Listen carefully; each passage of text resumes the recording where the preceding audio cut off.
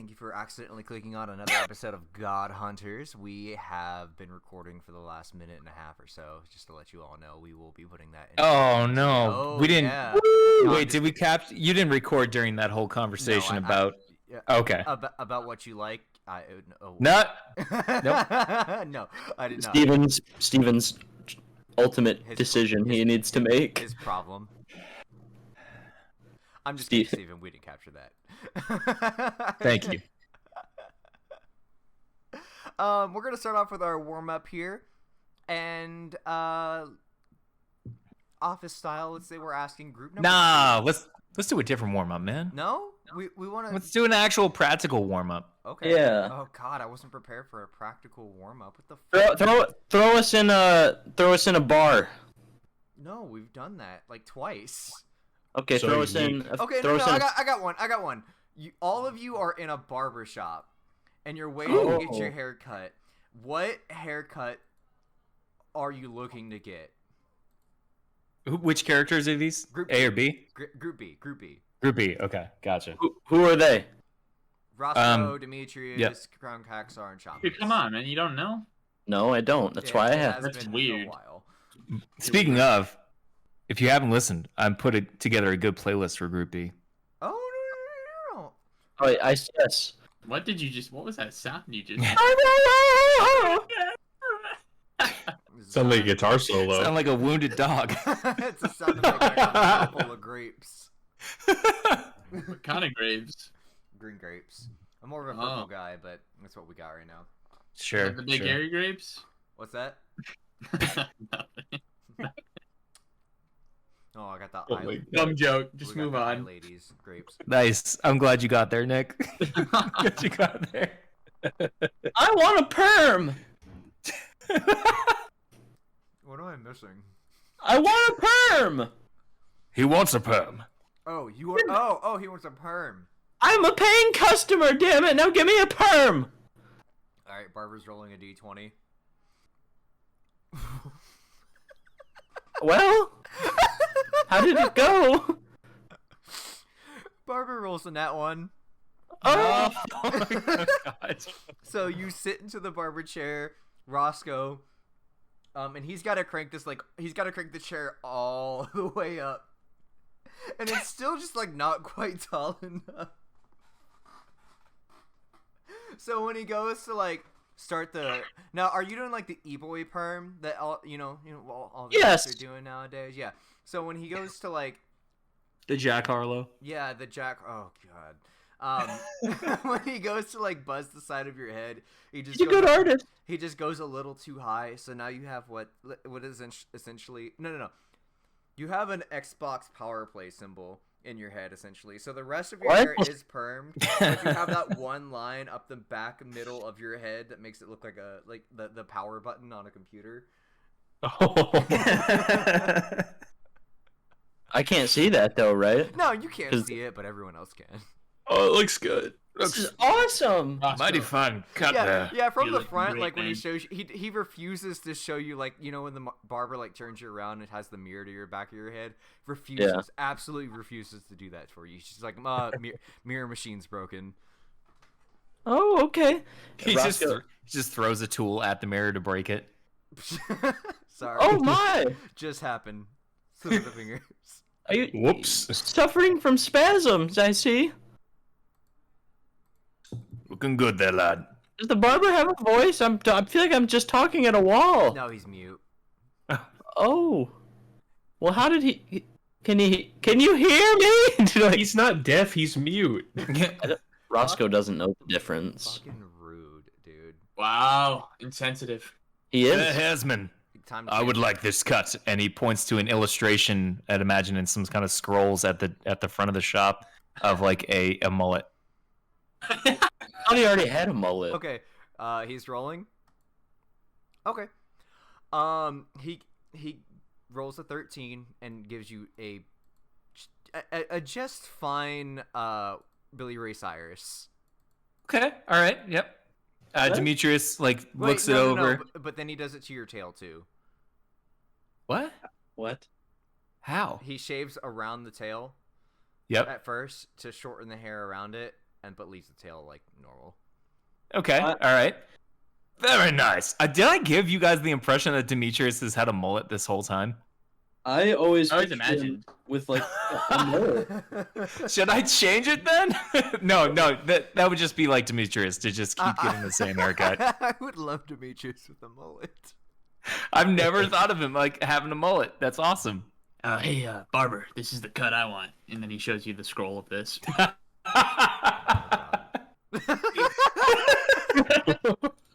Those are some fine lines. It just gives you a thumbs up, and he rolls. All right, he rolled an 11. So, He just puts his hairline too far back. yeah. So he does shave, like he's got the perfect fade, like your hairline's super lined up, but but that cut just goes all the way around your head. Anyway, so it's like a cap. Like a cap. Yeah, it looks like a cap. Dude, I'm looking fresh. Thanks, barber. Looking really good there. No, here's the problem I face with Krungak. Sorry. I was gonna bring it up. Being a lizard folk, I didn't think this through when I said it. You don't really have hair. Does he No. have any, like tiny facial hair, like a mohawk, though. goatee or something? No. You should get like a tiny mohawk or something. got That's what pubes. I always imagined him having. Oh no. know. I was just gonna say, can I get like some, like kind of like a spa, like some skin treatment, you know, like some moisturizer for Without my a doubt. scaly Hold skin. on, Let me roll. They give him a heat Oh, lamp. Nat to live. 20. Oh, man. Krungak. hot towel treatment too. Hot Oof. towel. He bust out the warm rocks. Dude, happy ending. Oh. Okay, we're not gonna go that far. But we will say Kronk does walk out noticeably refreshed. Oh Dang. my god. What happened in there, big guy? My lord, you're glowing. Oh, it's been a long time. Feeling good. What happened? Got a massage. Oh, Oh. God, I hope you tipped him well. Hey. Oh, there was Tip. He tears his mask off. Come back anytime. Wow, I feel assaulted. Hello, everybody. Thank you for once again, Oh, unfortunately, clicking on another episode of God Hunters. And the last chronological episode, and I say that chronologically because we have a lot, probably in between here and there. Should we state the date of this intro? It is May 1st. I don't. Oh God. Woo! 2022. yeah. Yeah, it's been a while. This guys. upload will come up about October of this year. Oh yeah, brother. October 2024. This summer. This summer. Get ready for last summer's episode. We left with Koji possibly succumbing to his wounds inflicted by a Cairo that had completely given himself to the rage inside of him. Koji, understanding that it was the only way to stop Cairo once and for all, also gave himself to his inner demons, and using his newfound power, defeated Cairo. We now pick up with Shamos exiting the Door of Light and finding himself standing on a bridge built high into the air. Despite the height, the air is completely still, and you look around yourself, Shamos. You see that you are still in Hades. Above you, the sky stretches into a complete blackness, and in the distance, you hear the screams of tortured souls. You peer over the bridge to find yourself an almost impossible distance up. Go ahead and roll perception. Oh shit. Were you laying down? No, I don't have my die. He's like, oh, I didn't expect to be called on today. He's like, oh, hang on. Gotta get my old man grunted. All right. Oh my fucking god, dude. What'd you get? That one. Oh! You sense it's hot. I am alive. I know I am alive. But do you? I am breathing. He suspects he is alive. Question all around you. Is this a mushroom-induced dream? Have you been poisoned? Is this hell? What's going on? Damn, not a great start. All right, keep going. All right. In your head, Shamos, you hear a voice, and give me a second to read over my notes so I can do this properly. No problem. Hey there, Shamos. I can see that you're a bit dull-witted and don't really understand what's going on here. essentially, you've got what he's going to explain in his own terms, but in your terms, Shamos / Nick. I'm going to give you 15 minutes to traverse this puzzle in front of you. If you fail to get through it in 15 minutes, Shamos does die. Oh. Oh my god! Puzzles are not our strong suit. Oh, no, it's a relatively simple puzzle. It's nothing like it's not like a riddle or anything. So if you look in front of you, and I'm really urging you to look in front of you because I saw that nat 1. I'm really bad at puzzles. It's okay. No, you're gonna do fine, Shamos. Like really, really bad. I know this is incredibly simple. I'm actually really scared. It's okay. I'm scared for you. I'm really scared for you. Shamos, if you look forward, you'll notice that there is the bridge, and it diverges into 2 sections.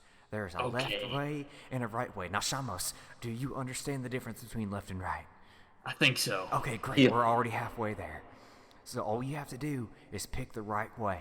All right? You pick the right way enough times, and you're at the end of the bridge, and you get to go on, and you've survived the puzzle. However, every time you pick a wrong way, you're gonna go right back to the beginning. You have to do it all again. Now, Nick, what's in your inventory right now? Can you what can you tell me anything that Shamos might be carrying outside of weapons? I mean, you could. Outside of weapons? Outside of weapons. He's not carrying a ton, honestly. I don't think he ever. I don't know. Like he has like a pack, but like he never had any like magical items or anything. Or okay, but you didn't bring any like basic materials. What? I mean, he probably got like a rope or something like in his pack. I don't know what's in it. Though. Real quick, you get 5 items to put in just regular basic items to put in your pack. What are they? Well, let me see what's in this pack real quick, and then I'll. Okay. Pack, crowbar, whatever the hell that is. Okay, he does have some rope. Okay. 50 feet of it. He's got water skin, hammer, a crowbar. Ye olde crowbar. Yeah, he's not got a lot though. Okay, great. You can't write this down then. As we move forward, you are not allowed to write down in person or in game the directions that you're going. What do you mean by that? Wait, I can't. So to reiterate what you're doing, you're going to. I'm picking a path, right? This is called the left-right game. Okay. So as you traverse the bridge, if you go forward, and you pick the right direction, you move on to the next area. If you pick the wrong direction, not only do you suffer the penalty of choosing wrong, but you end up right back at the beginning. Okay. So each stage of this bridge is going to have a penalty for choosing the wrong direction. Ugh. And you are not allowed to write it down. How long are each of these bridges? You can traverse them super quick. Like I said, this is going to. Is it kind of like walking across? Yeah, you're just walking across. There's no you're not fighting a monster or solving a puzzle or anything. It is literally left/right. Okay. But you are not allowed to write this down. It has to be 100% memory because Shamos did not bring a pen or paper. Alright. Alrighty. So with that being said, I'm going to start the timer. You have 15 minutes of real time. Okay, well, right hasn't let me down. Now. I'm going right, baby. Shamos, do I have to roll? Subtract 5 health from your permanent HP. What? From your permanent HP. Man, Thomas is so if you have already. 65 health, you now have 60 going forward for the me- rest of the game. Okay, give me a sec. You have 15 minutes. Shut up. I will give you reminders like when we hit 10 minutes and 5 minutes and 1 minute. I still have. I thought I had like a wand or a staff or something, but I don't know what the fuck that's gonna have. So you're right back at the beginning. I know. You move forward, you go right, and you feel like a twinge in your skin, and you just feel generally And I'm like, ow! Yeah, you feel generally weaker. Okay. or less healthy, I guess. Wow, this is not a great game. I'm not liking this. Alrighty. I'm just observing my environment and all my spells. I'm thinking. There's not really much thinking to be done, but I'm thinking because it's just kind of guessing. It's 50-50.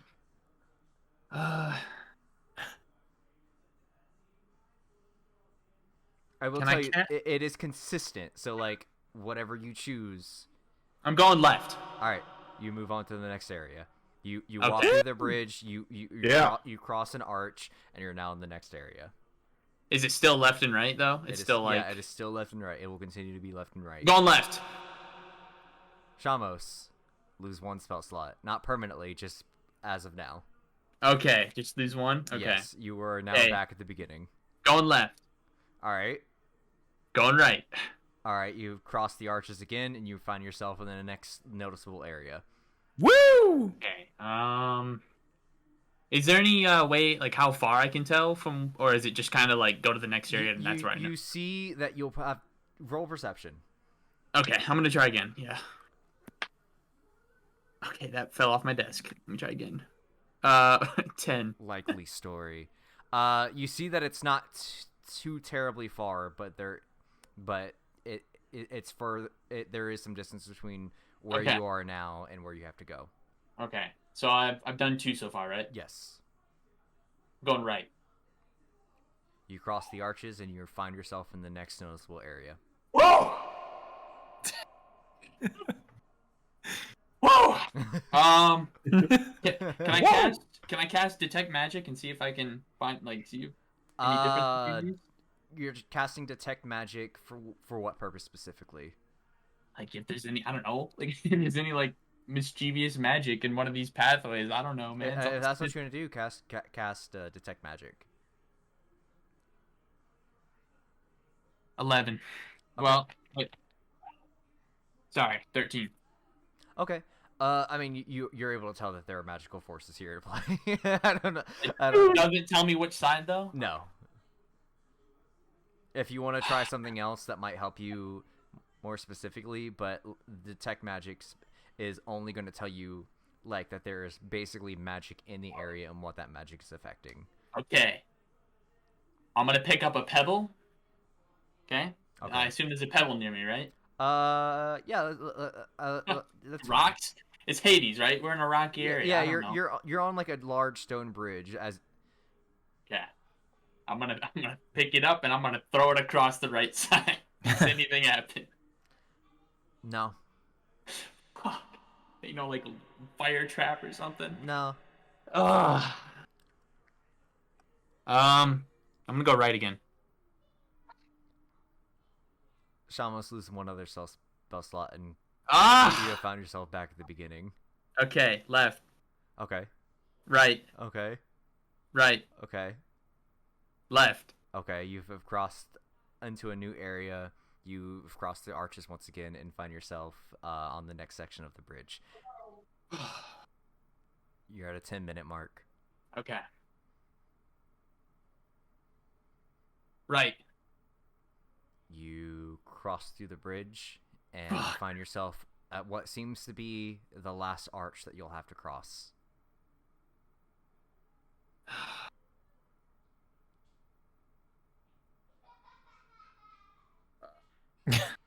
You hear the hellish laughter of demons. I get a shiver. One psychic damage. Left. Shamos, you walk through the left archway Oh. and you find yourself at a door. Another door of light appears directly in front of you. I walk through the door of light.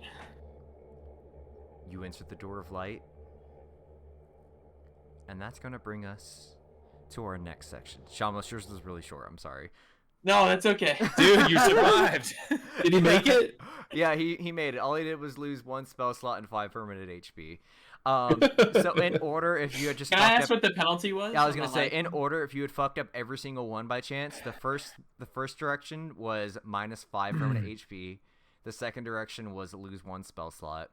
The third direction was lose lose 50% of your current HP, which is not permanent, just what you're currently at.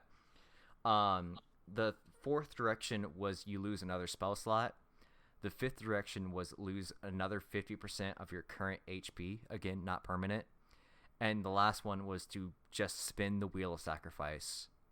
Oh my God! What Jesus the fuck? Lord. So Damn, if you had messed that last one up, it would have probably been a lot more detrimental.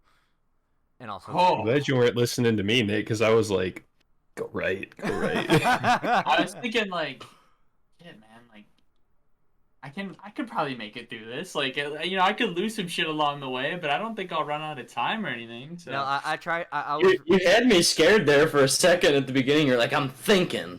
I'm sitting here and I'm thinking. And there ain't much to think about, but I am thinking. I would like throw like a pebble across. I was like, man, there's gonna be some like fire trap, or there's gonna be some like just nothing happens. No, it would have only affected any kind of living being.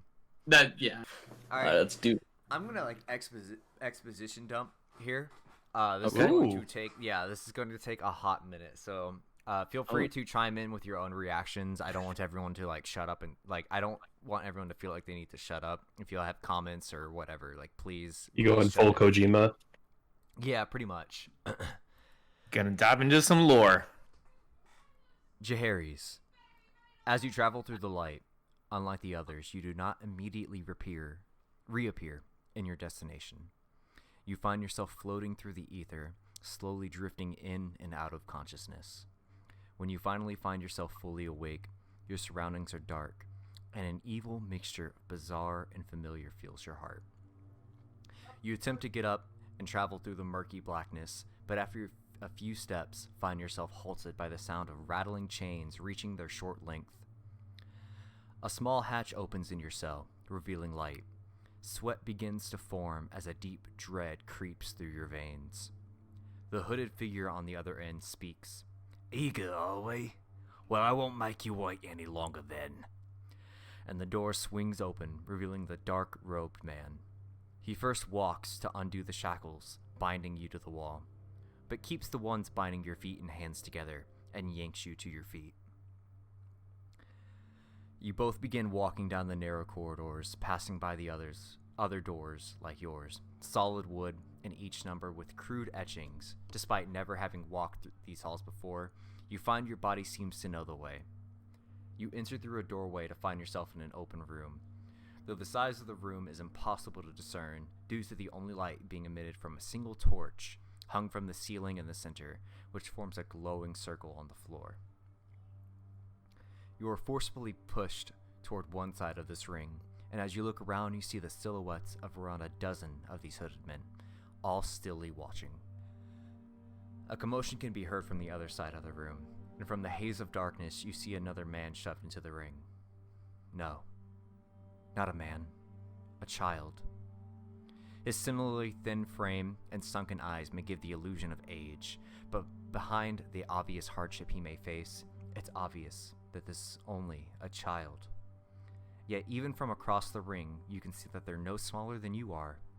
You look down to your hands, shaking, covered in sweat and dirt and grime, but they're so small, so impossibly small. You look up, and it's at this moment you realize that it's not you who's been controlling this body. You charge the boy across the ring, tears in your eyes as you attempt to claw his out, the hooded men watching it all in silence. In fact, it seems like everything is silent in these moments. Your screams and this child's both drowned out by the whining sound building in your ears. You don't hear the cries as you break the child's fingers. You don't hear your own as he tears a chunk of flesh from your shoulder with his teeth. The whining sound crescendos further as the battle for your lives continues, and as you're unable to hear the last wheezing breath that you squeeze out of the boy's lungs. Your grip only tightens around his neck, your throat raw from your own unheard screams. Suddenly, you feel a hand grip on your shoulder, and you turn to lash out at it, only to be struck by one of the robed men. You awaken your cell to find food that you know had to be traded for the life of the boy in the ring. You eat through the tears, never filling the hole inside. You awake and the cycle repeats. The lights, the robed men, a different boy in the ring, in the wing, the whining sound, the taste of blood and pain, and then tasteless gruel and darkness. Years pass until you are now an adult. Day in and day out, this repeats until one day you enter the room with a hanging torch. There are no other boys to face. Instead, an altar sits in the center, decorated with skulls. Skulls so small that you can only pretend they aren't what you suspect them to be. The candles and the robed men surround the altar, chanting some hymn that in a language that you don't understand. The robed man that gathered you from your cell pushes you forcibly toward the altar, and when you try to resist, more robed men appear and carry your thrashing body to it. You cry out as they strap harnesses around your body. You cry louder when they cut wounds into your skin and pour burning wax into them. You cry louder as a man without a hood cuts wounds like teardrops below your eyes and also pours this dark wax into them. Through the whining in your ears and the screaming and the chanting, you still hear this man exclaim out to the darkness, "Great Lord of eternal life, accept this humble sacrifice, a child of pure spite. Allow him to become your avatar and bless us with your gift." You open your eyes to see the man raising an axe over his head, and when he brings it down onto your neck, you release into the darkness. In a way, you accept the darkness. It has released you. There's no more room with a single torch and glowing ring, no more whining sound, no more pain. These fools, they want me to grant them my gift.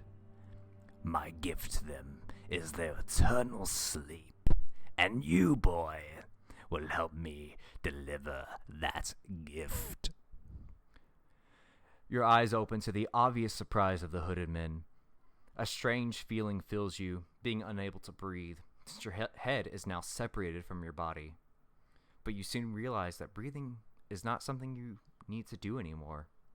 Though a bit uncomfortable, there is no pain as your lungs attempt to pull air from an open neck.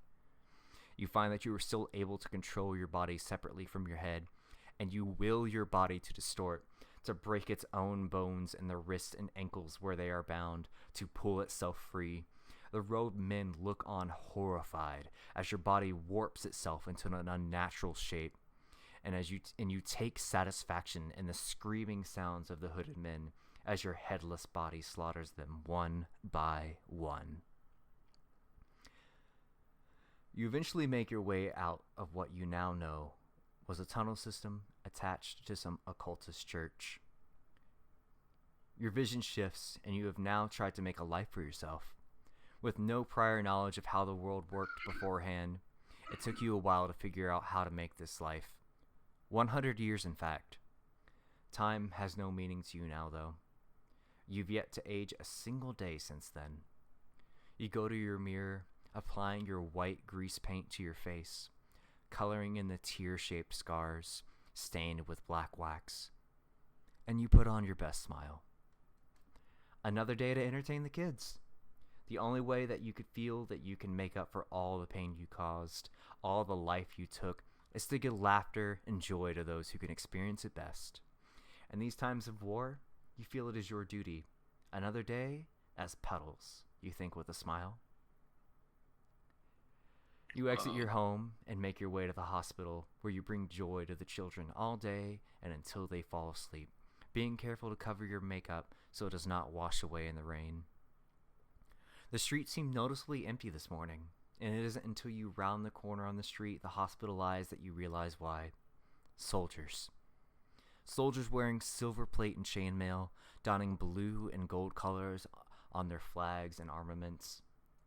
They have surrounded the hospital, and your stomach twists to find them carrying out bodies to a pile that is already in the dozens. An accident, you overhear a soldier explaining how an explosive spell went off. A dire shame, but one that can't be helped now, he says. It starts faint, as it always did, the whining sound, though now accompanied with a whisper. Grant them my gift. Only brief flashes of full consciousness make up your memories of that day. Walking through the hospital, comforting the children still alive, going door to door, rallying citizens to fight with you, entering homes of soldiers. Whose idea was that? His? The great lord's? A flash of a woman and her children? You, Puddles, now fully awake from your stupor, are fleeing the town, covered in viscera. I'm sorry, I'm gonna actually do that last line again. Is this what it was like working at Wendy's, James? Yes.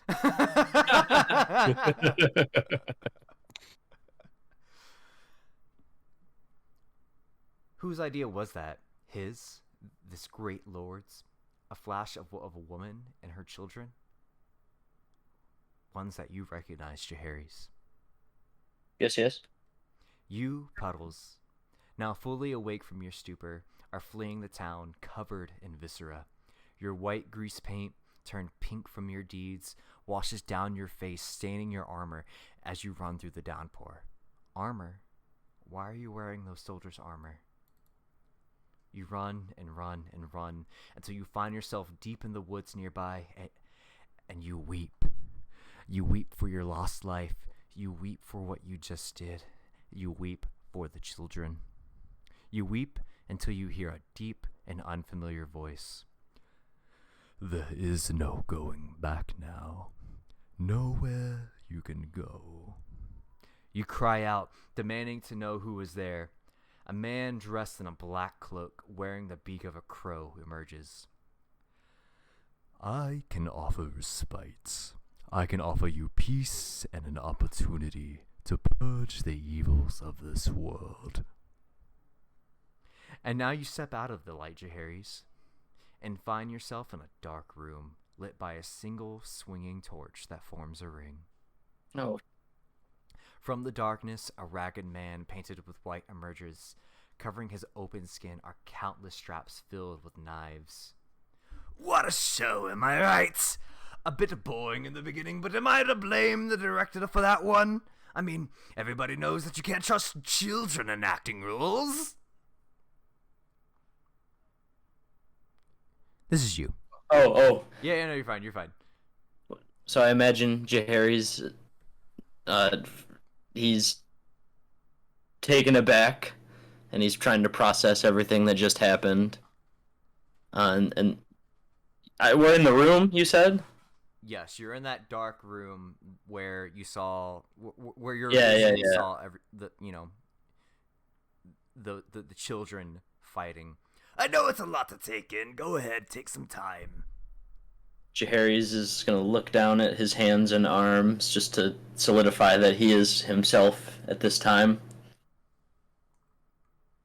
What do I see? Is it me? Oh yeah, it is you. You see your or what are those called? Gauntlets. You know, your armored gauntlets covering your hands. It is recognizably you. Okay. Was it you that just put me through that? Well, it wasn't my choice. Hades felt it was a bit more fair to put things in perspective here. And so you're working with him now, I'm guessing? With who? With Hades? No. We followed you here.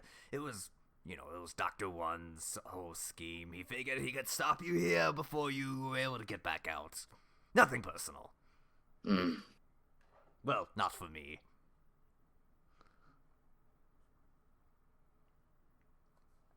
The woman and those children that I saw in that vision.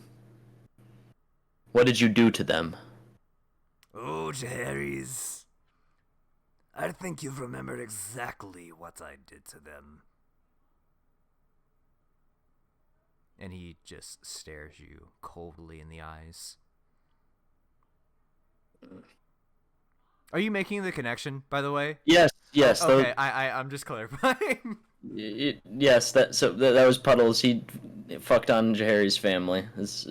Yeah. That's the connection. I'm hoping No, that you got it. You got it. Nail on the head, buddy. Damn.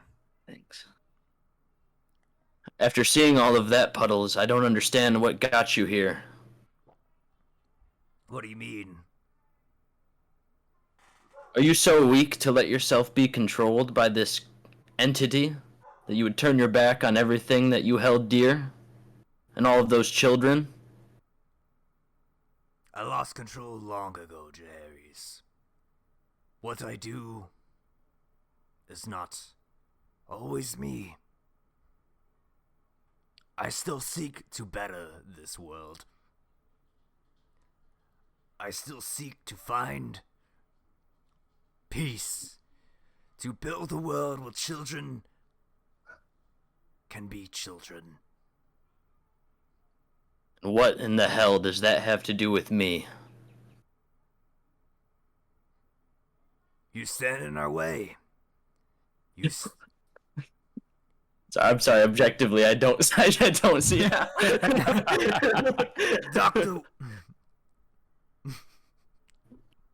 Dr. One seeks to not just destroy this world, but to rebuild it. To mold it into a utopia. So you're nothing more than a puppet. Oh, Jaehaerys, he says as he removes one of his arms from the shoulder. I think you find that I'm very much like a puppet. Jaehaerys is disgusted. Not visually, but just Roll initiative. Christ. Alright.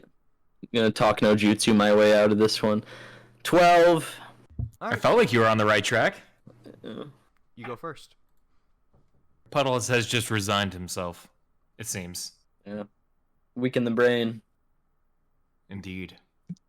Well, Jaehaerys is gonna... My brain is too smooth to insult me, Jaehaerys. Your insults simply slide right off of it. So Jaehaerys is gonna slowly remove his shield from his back and draw his sword. And he's gonna glance down at the mirror shield. He's gonna say, then he's gonna look back up at Puddles and he says, "So you call yourself a puppet? Well, I've killed lots of puppets. On God." And then he looks down at the mirror shield to see if he gets a... Roll deception with a disadvantage. With disadvantage? I said on God! It's true. He is speaking the word of God. Roll deception with disadvantage. Wait, what? Perception? Oh, deception. Was that charisma? Yes. Okay, so that's... Oh, that would have been a nice one. Too bad I got 14. That passes. That passes? That does pass. Okay, what does it look like? You see like a fucking, what's his name? The guy from Saw. What? The guy from Saw? Yeah, what's his name? Isn't it like Jigsaw or something? Yeah. Jigsaw. You just see like an etching of Jigsaw like appear on your shield. Okay. Woo! Okay. All right. What is that? +1 against is it +1 or +2? I don't remember. +2. +2. All right. Okay. Fuck. I hate that I have to fight this guy again. It's so lame. But so Jaehaerys, I'm just gonna go for it. Round one. Jaehaerys, before we start, would you like to hear a joke? Jaehaerys casts Thunderous Smite. All right. I understand. God, some people are so serious. Do you really want to tell a joke? Like, I mean, of course I do. All right, but you have to let me win. Oh, that's no fun, Jaehaerys. Come on. What's your joke? What's brown and rhymes with Snoop? Jaehaerys just shakes his head. It's Dr. Dre. Oh, okay. Oh my God. I'm secondhand embarrassed for Puddles. Oh, damn, dude. Damn. Okay. Jaehaerys is going to cast Thunderous Smite. Okay, that's fair. He's going to raise his sword up and thunder crack. You know the scene. I've done it enough. I know what you're doing. Go ahead. Roll You know attack. the scene. And I'm gonna roll my attack roll. That's okay. I'm gonna roll. Yeah. Do your things. What's your attack roll? 12. Yeah, he dodges. Yeah, I know it. Don't you get a second attack? I do. So I'm gonna say he was gonna charge him and swing. So didn't ask before how far away they were, but I'm guessing I'm right. This is like a 15-foot ring. What is it called? Circumference. Okay. So with you on one end and him on the other, it is a 15-foot perimeter. Okay. Well, so with the charger feat, which I didn't get a chance to do because you dodged first, if the attack roll fails, I don't know if this applies because of his dexterity thing, but you still push the target 10 feet back. Are you gonna give me that or no? We'll say no because it's a straight up dodge, not just Okay. like a miss. You know what I mean? Okay. So I'm guessing. So Jaehaerys did his thing. He charges. He swings. He misses, and then he's gonna go for just like a back swing, I guess. Like so, he swung overhead from right to left, missed, and then he's gonna from left to right go on a back swing. He's chopping for what's his name's Puddle's legs this time if he can manage to get a hit. I'm gonna keep the roll I had, but go ahead and roll your attack roll. This one is 18. You do hit on that one. Yes. So Okay. Go ahead and roll damage. Okay. Oh man, I haven't used a D8 in a while. Yeah.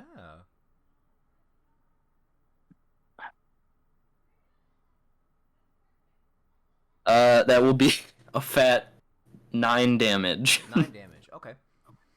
You slice clean through his knees, and so you see his legs just lying on the floor, but there's no blood or anything. It's almost like where his limbs have been removed, there's just this like black void, right? Okay. Is the altar present in this room, or is it the room without the altar? It is the room without the altar. Okay. But I like your thinking. I really do. So Puddles is going to, now that he's got 2 removed legs and 1 removed arm, he's going to first throw his arm at you. Okay. And he's going to roll attack on that. That is an 18. Does that hit your AC? It does not with my mirror. Well, it equals it now. Okay, attacker gets advantage, so that does hit. Okay. So if you ever tie, like, attacker gets advantage. Okay. So the arm does latch onto you, and it's going to basically, what it's attempting to do is like blind you. So the hand is trying to cover your face. So Puddles is going to get advantage on his next attack, which he's going to throw knives at you. Mm-hmm.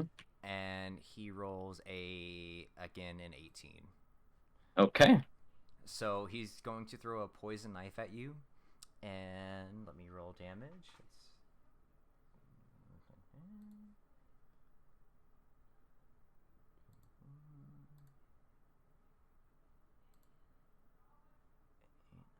He's going to do 13 damage as the poison knives just kind of protrude themselves into your body.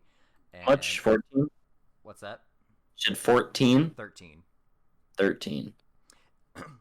And as they do, and you attempt to start your next move, you find that you're you find that you've been not encumbered in some way, but these knives are poisoned, and so you do find yourself you find yourself poisoned. Okay. And that's going to bring it to your turn. Okay. I have a spell called Protection from Poison. I don't know if I can cast it on myself, so I'll let you be the judge. But the description... Go ahead, yeah. It says, you touch a creature. If it is poison, you neutralize the poison. If more than one poison afflicts the target, you neutralize one poison that you know is present, or you neutralize one at random. Yeah, you can cast that on yourself. I will use my opening action to cast protection from poison on myself. Does that last? Because it says protection from poison, or does it just cure the poison that you have? Duration 1 hour. Okay, so you're immune to poison for the next hour. Nice. Okay. And is this hand thing? It's on my face? Yeah, it is covering your face right now. So if you want to remove this hand, it will take your next action.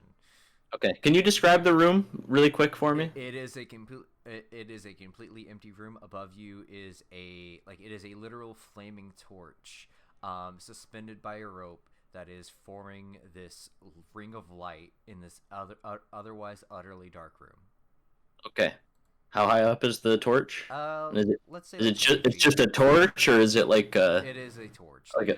There's nothing magical about it. It is simply a torch that forms a ring of an area of light, which ends up just being a sort of circle. It's floating? Well, no, it is hung by a rope. Oh. Or how high up? Let's say a chain. Let's say it's hung by a chain. It's 10 feet in the air? 20 feet. 20 feet. All right, damn. There goes that idea. Okay, You could work around it. If I don't know what you're doing, but if you're trying to sever the light in some way, you could try to cut the chain or whatever. I'm not telling you shit. All right, I'm just letting you know. I am going to remove. Hold on, I need to read this very carefully. This could be anything. I would like to. Tell me what you'd like to do. I would like to. I don't have enough time, so I'm not going to do that this turn. What are you gonna do? I guess you don't have to tell me, but I will not tell you at this time. All right. At this time, I am going. 6 seconds. I'm going to just take I'm gonna grab I'm just gonna grab this arm and throw it on the ground and stomp on it. Okay. Roll. I don't know. I guess strength. Let's say athleticism if you wanna, or athleticism if you wanna add a bonus to it. 12. 12. Is that with your bonus? That is with my bonus. All right. I'm going to roll. This arm is gonna be stronger than me? Well, it rolled a 17, so yes. Oh, wow. Okay. You were unable. That is your first action, and you were unable to remove the arm from your face with that action. I'm gonna try to remove it again. Okay. Yeah. Roll again. Roll athleticism. I rolled a 17 this time. Okay. Let me roll again. I rolled only a 6, so you are able to remove the arm, and you are able to throw it to the ground, and I guess stomp on it, and that's going to end your turn. Cool with me. I'm guessing you're holding it down with your foot. Yes. Okay. And I would like to be clear. I stepped on the hand part of the arm. Okay, fair enough. That's a very good clarification to make. Puddle's first action is he's going to have his legs reattached to them, and he's going to walk towards you now that you're sort of preoccupied by standing on this arm, and he's going to use his free hand to attempt to stab you, and that is going to be a 24. Okay. Oh. So he's going to pull yet another knife from one of his many and just sort of stab you in the side. And that is going to do... I have to keep switching between tabs here. I'm sorry. 12 damage. However, you are currently immune to his poison, so you are no longer... You are not poisoned by this. And he is within, range. So it's over to your turn. Okay. I would now... How many is this? Okay. I'm going to cast Divine Favor. And your prayer empowers you with divine radiance until the spell ends. Your weapon attacks deal an extra 1d4 radiant damage on a hit.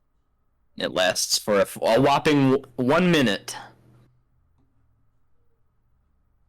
Okay. He just stabbed me. He's right on me right now. He is well within stabbing distance. Okay. I am going to wrap my shielded arm around him, kind of like a hug, I guess. Okay. And pull him into my sword and try to thrust through center mass. Okay. Oh damn. Roll attack. Let's say let's just roll up straight attack. Like straight damage, you're saying, or no, just straight up attack. Okay, he's not going to be able to dodge this. It's gonna be over 20 before 18, 20, 23. Okay. You hit obviously, so calculate damage. Oh, nice. Let's go, dude. Hit this guy. Oh, that's not the right dice. 6, 7 plus D4. Radiant.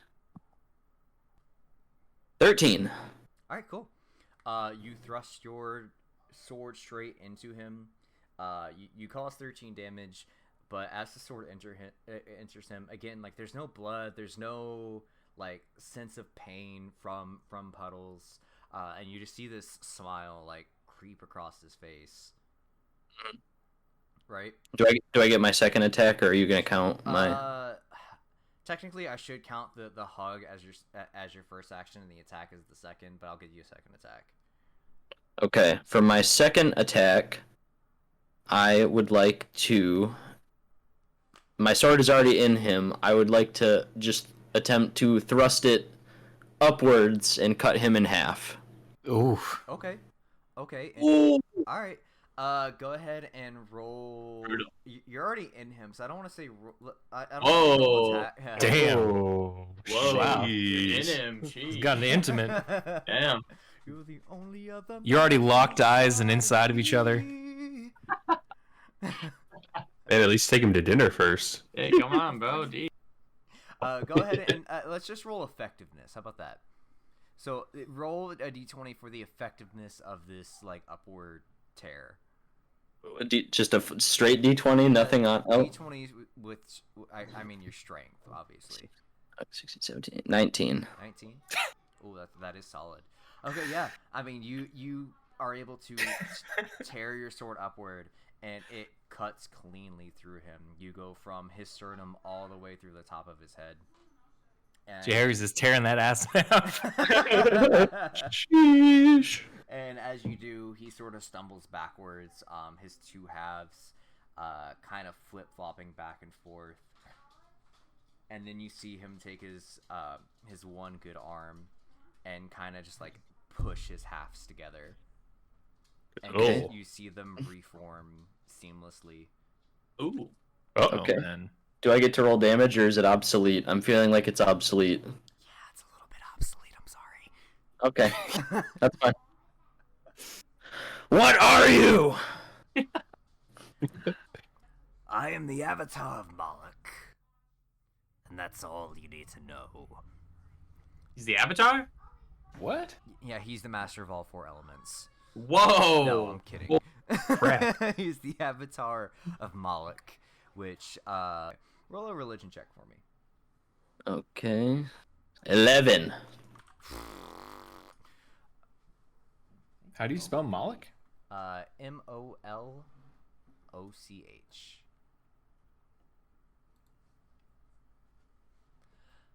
So, Jaehaerys, I guess with an 11, you get a general knowledge of what he is. I guess you weren't studying the Bible as hard as you should have, which again, that's why you're in this position to begin with. Let's just go ahead and be honest. You gonna Bible roast me? Moloch is a very he's a pagan god, a subservient of the devil himself, and you are aware that Moloch is the purpose of Moloch is one, death in general, but he specifically focuses on children. Killing children? Yes, the souls of children specifically, those who according to the Bible have not properly been introduced to God, and he sort of feasts on that. And so what Moloch does is he takes power from the souls of these children, Mm-hmm. It sounds like I studied the Bible pretty good with all this knowledge I have about Moloch. I mean, there's a lot more that goes into it, but that's the basic take you can get away from it. You serve Moloch, and yet you claim that you want to rebuild the earth for the children? I am the avatar of Moloch, not by choice.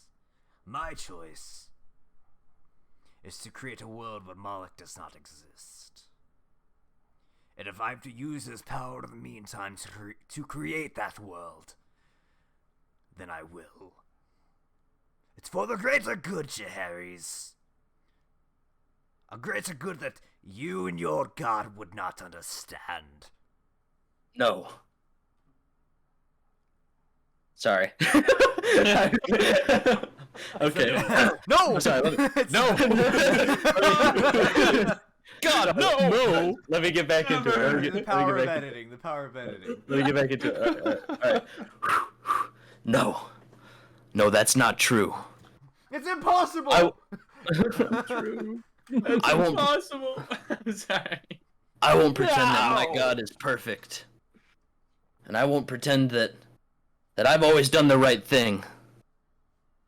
But there's no way that you can rationally decide that serving him, by choice or not, could possibly be for the greater good.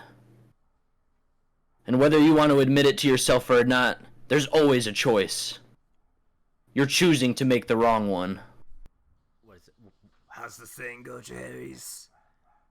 The way to hell is paved with good intentions. That doesn't apply. It doesn't apply here.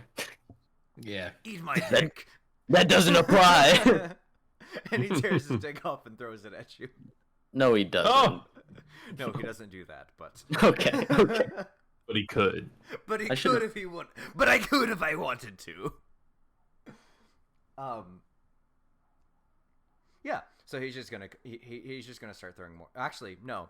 His first action is that he is going to get on one knee and pray. And you hear him chanting, and as you do, you feel the presence of Moloch in the room. You feel the tortured souls of children as they swirl around you in the darkness. And then as Puddles rises, you see that his knives are glowing a sickly green, swamp color. And he attempts to throw a couple more at you. Okay. I didn't get to use it earlier, but I do still have the rubber ducky. I didn't think of it. Okay, you get that once per turn, right? Or once per day? Yeah. All right. Well, this would be a perfect time to use it. Puddles hears it too. He's like, "What the hell is that?" My rubber duck. Jaehaerys, this isn't that kind of fight. As Puddles says that, he looks closer at Jaehaerys' belt and he sees a literal rubber ducky, like, strapped to it. Okay, Ernie, chill. Yeah, so he does throw these knives, but with the power of the rubber ducky, you are effortlessly able to avoid them. Yes. And that does bring it over to your turn. Well, shit, I'm gonna take one knee and do some praying of my own. I'm gonna attempt... Because... Go ahead. I want you to act this out because this is a very important moment for Jaehaerys to be doing this in this specific moment. You know what I mean? Because Jaehaerys is in this moment of, as you stated before, he has messed up. There was a moment where you did have to kill a completely innocent man not too long ago. If you remember that, I gotta sneeze. Hold on. I do remember. And when you did that, you did lose the favor of your god in that moment. Yeah. Goddamn Jaehaerys. Okay.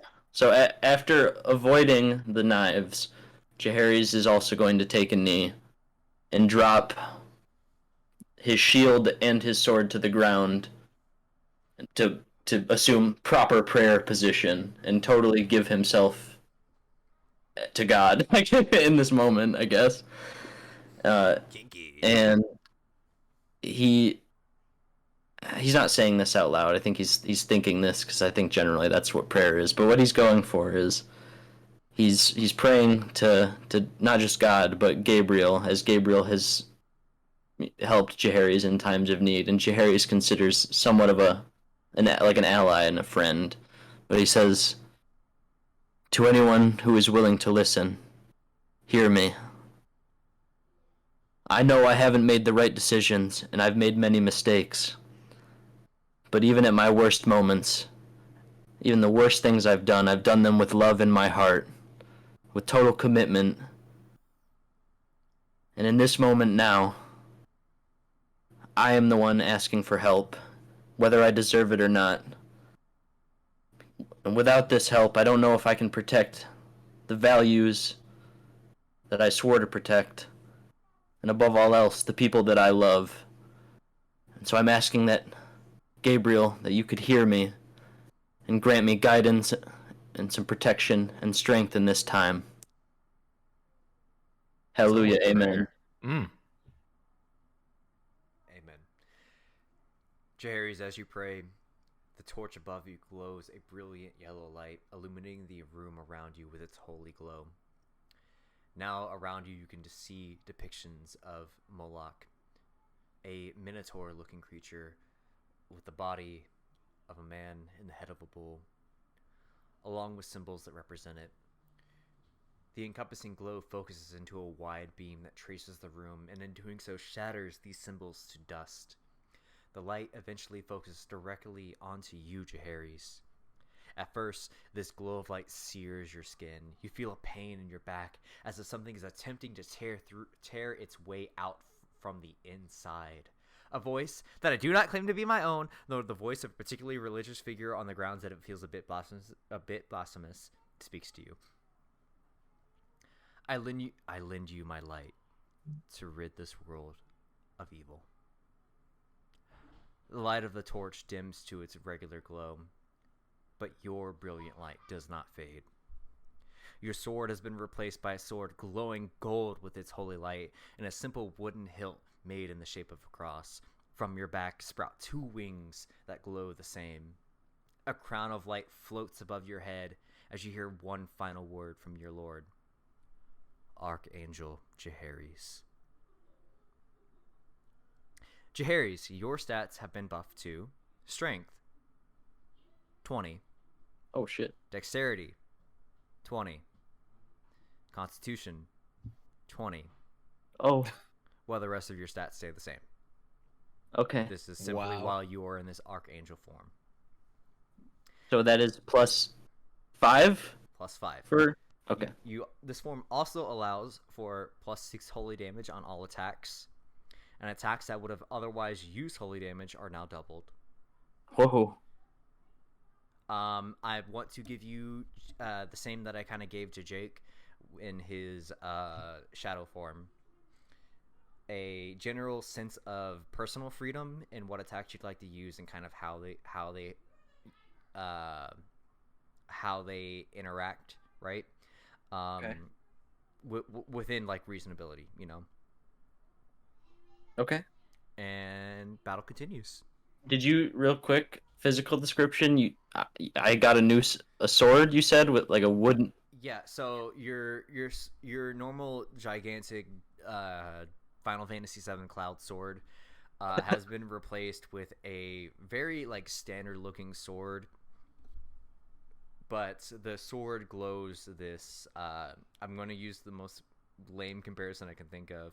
You ever use holy grease and you ever use holy grease in Elden Ring? Yeah. Yeah, that's how it's glowing. But it's like it's a standard like long sword in every other sense of the word, but your hilt is just straight up across. Okay. That's pretty metal. Yeah, nice. I thought so too. You have two golden wings sprouting from your back, and now a halo above you as well. Oh wow!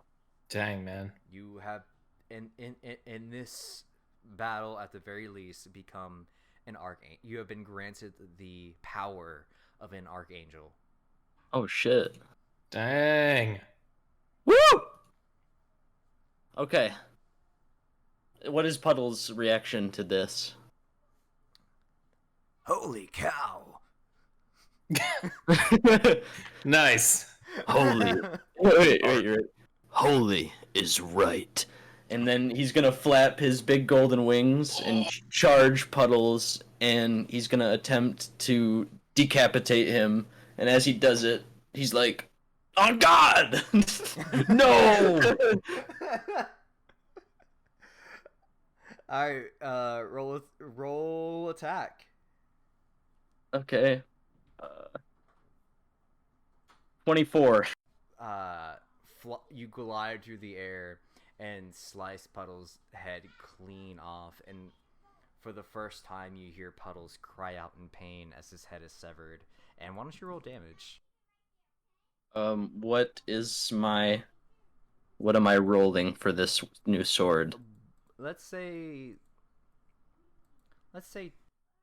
3d8. Oh, okay. 19 damage plus 25. Jesus Christ! What the fuck? Well, it was 19 with my everything, and then plus 6 of the holy damage. So Okay, 20, 25.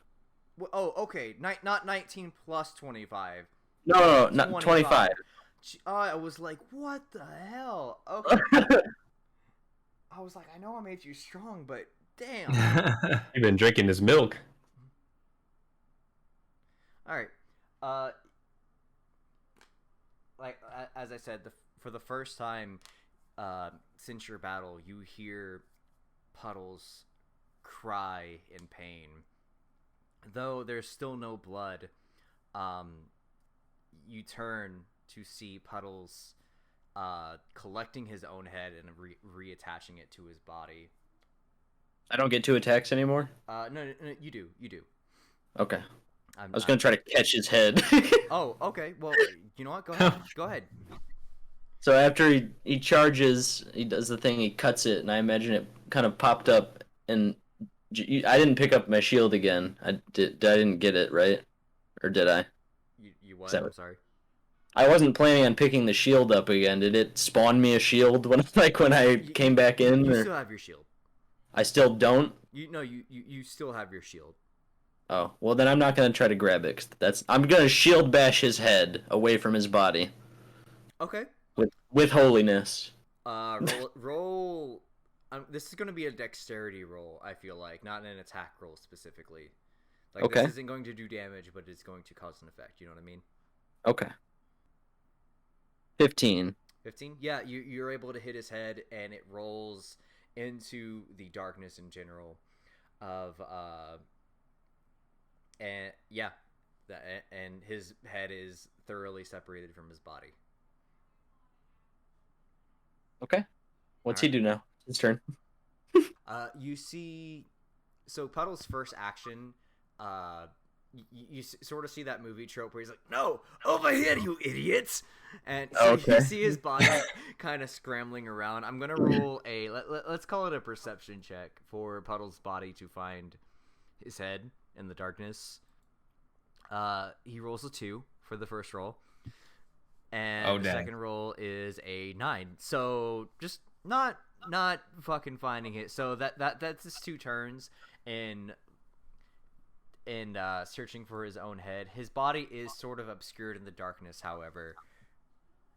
So any attack rolls in the dark on his body / head are going to be at a disadvantage unless you have some sort of answer to that. You know what I mean?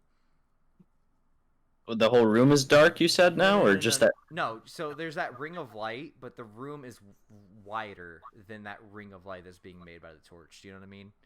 How big is the room? You're unable to tell. If you want, I'll let you roll perception really quick. I'll let you roll perception because there was a beam of light when you first turned into an archangel that did illuminate the room. So if you want to make a perception roll for one of your actions, it's a 7. It's a 7. Okay, yeah. Damn. It's a room. It is a room. I am going to cast Daylight. Daylight. I love this spell. I cast Daylight. A 60-foot radius sphere of light spreads from a point you choose within range. I'm gonna shoot it from dead center in the room, like, kind of, I guess, up. So it gets... Yeah, no, you're right. You're fine. That illuminates the entire room. Okay, how big is it? Now I gotta know. I mean, let's just say it's like a 30 by 30 room. Nothing crazy. Pretty big. Okay. Does that get both my actions then? That is both your actions, yes. Okay. However, with that, Puddles does now it is able to like find his body a lot easier. He rolls a 19. That's his first action. His second action is going to be reattaching his head. I haven't felt anything. It's so long, Jaehaerys. You might be the one to finally bring things to an end. So he reattempts his prayer to apply that magical bonus to his knives, and that's gonna end his turn. Oh, he did the prayer, like... Yeah, he drops back down to his knees. His knives begin glowing that like sickly green again, and it's your turn again. Okay. I don't know if I'm allowed to cast this spell normally. It is a 5th level spell, and I think I don't have any slots yet normally, but will you permit me to use this in Archangel form? I can imagine that. It's only 5th level. What are you looking for? Destructive Wave. You strike the ground, creating a burst of divine energy that ripples outward from you. Each creature you choose within 30 feet of you must succeed on a Constitution saving throw or take 5d6 thunder damage, as well as 5d6 radiant or necrotic, I'm going to pick radiant damage, and be knocked prone.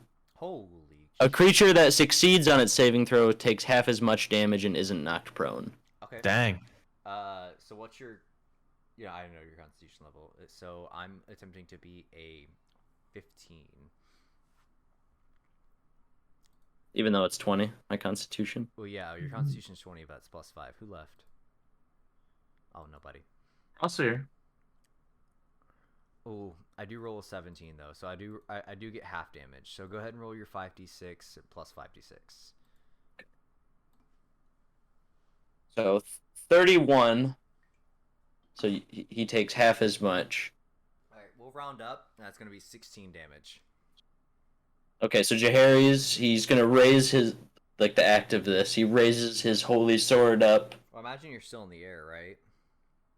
Well, maybe he does it. Yeah, he goes up a little higher and raises his sword up, and then he plunges straight down and, like, superhero landing, punches the ground, and, like, a wave of the thunder as well as radiant energy. Oh wait, +6 for holy damage, right? Oh shit, yeah, you're right. No, all holy damage is doubled.